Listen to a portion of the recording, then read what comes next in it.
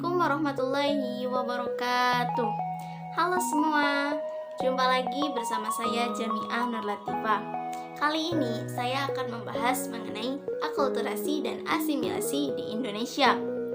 Indonesia dikenal sebagai negara kepulauan yang memiliki kekayaan budaya serta tradisinya.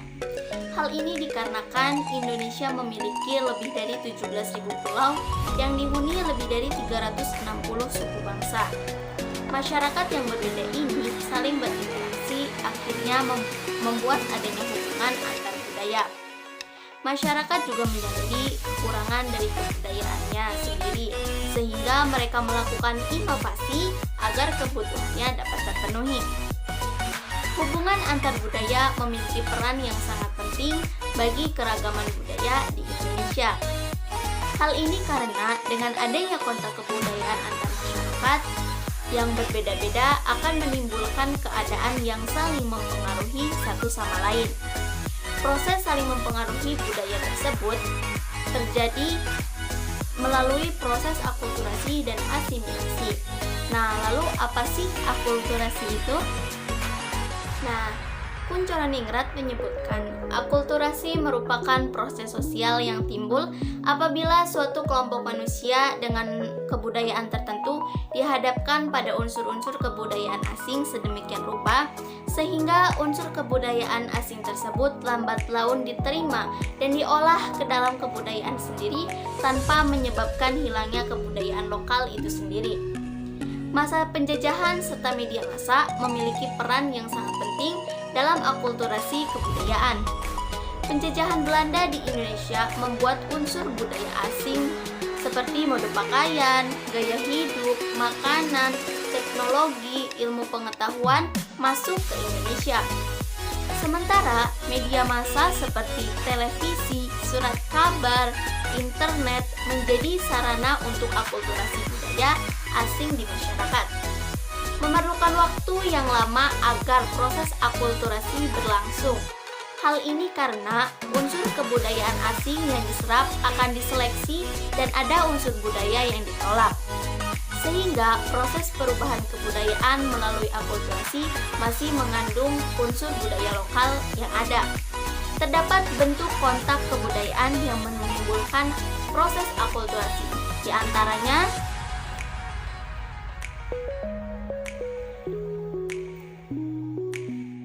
contoh dari akulturasi di Indonesia. Yang pertama, ada rumah dengan gaya arsitektur Cina kuno di daerah Rembang dan Lasem, Jawa Tengah.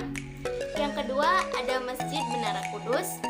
Yang ketiga, ada pertunjukan wayang yang menceritakan kisah Mahabharata. Yang keempat, Gereja Pati Kudus Yesus Pangeran Yogyakarta. Dan yang kelima, ada pertunjukan barongsai. Nah, dari kelima contoh ini saya mengambil yang kelima, yaitu pertunjukan barongsai. Apa sih pertunjukan barongsai dan hubungannya dengan akulturasi budaya? Keseniannya memang berasal dari Cina, tapi sebutan barongsai cuma ada di Indonesia loh. Di negeri asalnya, kesenian ini dikenal dengan nama wuxi atau lion dance sebutan internasionalnya.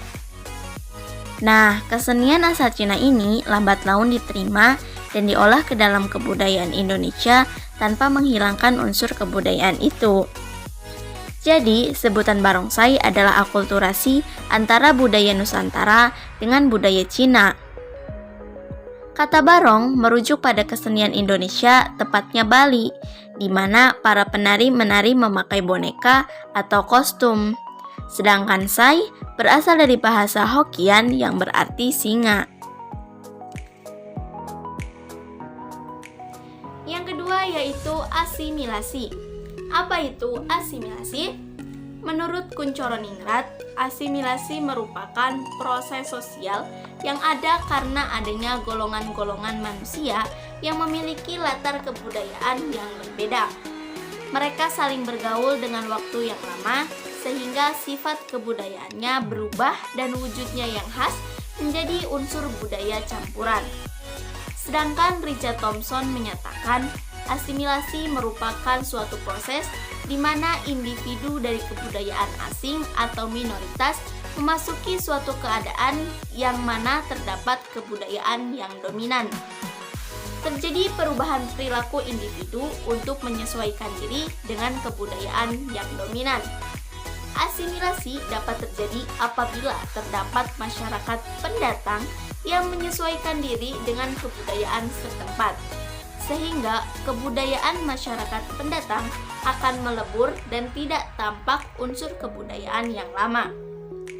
Proses asimilasi di Indonesia terjadi karena banyaknya unsur kebudayaan daerah dari berbagai suku bangsa, serta adanya unsur budaya asing yang dibawa oleh masyarakat pendatang, seperti warga keturunan Tionghoa dan Arab yang telah tinggal turun-temurun di Indonesia. Nah, apa sih contoh dari asimilasi yang ada di Indonesia? Yang pertama yaitu perubahan gaya berpakaian. Adanya perubahan gaya berpakaian mengikuti tren K-pop atau negara barat sangat digandrungi saat ini. Yang kedua, adanya musik dangdut. Musik dangdut dihasilkan dari musik Melayu dengan musik India. Yang ketiga yaitu penggunaan baju koko di Indonesia. Awalnya baju koko identik dengan baju pria di Cina, namun kini baju koko digunakan untuk pria muslim. Yang keempat yaitu perayaan Halloween dan Valentine. Dua perayaan ini bukanlah kebudayaan asli Indonesia, tetapi cukup banyak masyarakat Indonesia yang ikut merayakannya. Yang kelima yaitu penggunaan bahasa Inggris dalam bahasa gaul. Anak muda Indonesia tidak sedikit menggunakan bahasa Inggris dalam menjalin komunikasi, padahal bahasa Inggris bukanlah bahasa resmi di Indonesia. Nah, itu tadi contoh-contoh dari asimilasi yang ada di Indonesia. Nah, di sini saya akan mengambil contoh yang kedua, yaitu musik dangdut.